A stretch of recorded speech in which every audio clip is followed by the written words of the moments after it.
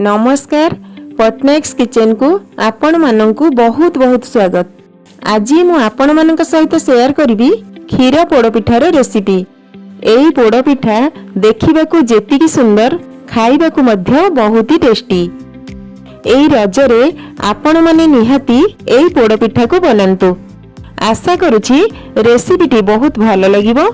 रेसिपीटी भलो लागिले वीडियो को लाइक करिवे, शेयर करिवे आउ चैनल को सब्सक्राइब करबा को जमारू भी भूलिवेनी।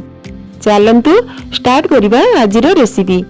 एठी देखंतु मु एई अरुआ चावल को 6 रु 7 घंटा आगरु बतुरेई की रखिथिली। आपण चाहिले रात्रि चावल को बतुरेई नेबे आउ सकाळु पिठा बनेबे। मु एई कप रे 1.5 कप चावल को बतुरेई की रखिथिली। चावल बढ़िया से बतुरी जाईछि। एबे नबा गोटे ग्राइंडिंग जार आउ सेथिरे चावल को छाणी की दबा आ ता सहित अल्प पानी देई पूरा प्लेन करी ग्राइंडिंग करनबा। एठी देखंतु चावल हमर बाटी ही जाईछि।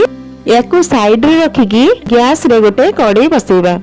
कड़ाई रे गोटे चमच तेल बा घियो देई गरम करनबा।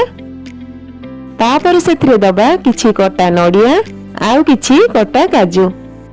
एबे सब को हल्का गोल्डन हेबा जाए भाजीबा। नडिया आउ काजू भाजी हो गलानी। एबे गैस ऑफ कर दबा। तापरे गोटे कड़ाई नै सेथिरे दबा 4 कप सिझा क्षीर। चावल को जो कप रे मापी की नैथिले सेई कप रे मापी की क्षीर को नेबे। तापरे सेम कप रे मापी की दबा गोटे कप चीनी। 1.5 कप चावल पई एठी मु गोटे कप चीनी नेछि। आपण आपणक हिसाब रे चीनी रो परिमाण को कम बेसी करि परिबे। एबे क्षीर सहित चीनी को एमती मिक्स करनबा। एठी चीनी मिक्स हो गेलानी।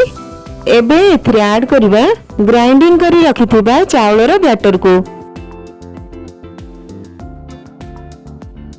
ग्राइंडिंग जार को धोई की एथरे दे देबा। बेसी पानी ऐड करिवेनी। एबे एथरे ऐड करिबा गोटे कप कोरा नडिया। ता सहित ऐड करिबा भाजी रखिथिबा काजू आउ नडिया को। तापरे अल्प टिके लूण दे देबा आउ फ्लेवर पई ऐड करिबा गोटे चमच गुजराती आउ गोलमरिचर गुंड को। आउ ए सब को भलो भाबरे मिक्स कर देबा। बहुत सहज रे ए पिठा बनि जिवो आउ खाइबा को बहुत ही टेस्टी लागिवो। एबे गैस ऑन करी ए कड़ाई को बसेबा आउ हाई फ्लेम रे याकू कंटिन्यूअसली चलेबा। यदि छाड़ी देबे ताहले तळु लागि जिवो। धीरे धीरे बैटर टी बहलिया हे आसीबो। एमिति बहलिया हे जिबा परे गैस रे फ्लेम को लो कर देबे आउ एमिति मिक्स कर चलिबे। जंतणीटा एमिति बहलिया हे आसिले गैस ऑफ कर देबा। एई कड़ाई रे 2 रु 3 चमच घियो बा तेल देई एथिरे जंतणी को दे देबा। जंतणी को गरम थिबा अवस्था रे हिं देबे।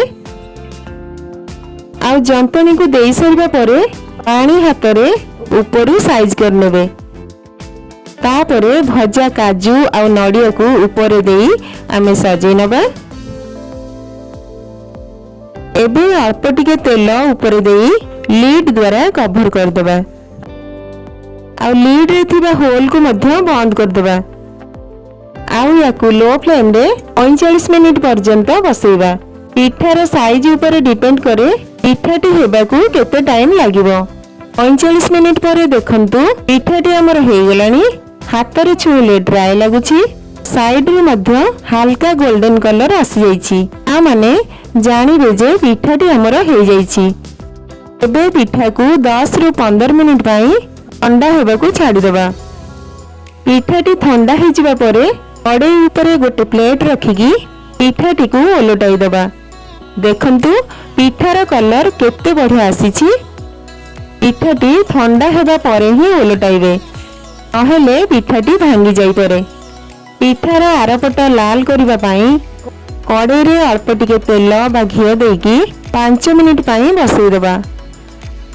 तो एठी देखंतु पिठाटी केते बढ़िया बनिछि। तो देखंतु एठी हमर एकदम नरम और स्वादिष्ट क्षीर पोड़ पिठा बनिकी रेडी। पिठा पूरा ठंडा हेबा परे पिठा को काटिबे। जदि गरम थिबा अवस्था रे काटिबे ताहले पिठा कंचा थिला परी आपनकु लागिबो। जेहेतु क्षीर आ चाउल रे बनौछे तो पिठाटी एकदम नरम रहिबो। एई रजरे बनांतु। केमिति लागिला मते जणांतु। रहुछि धन्यवाद।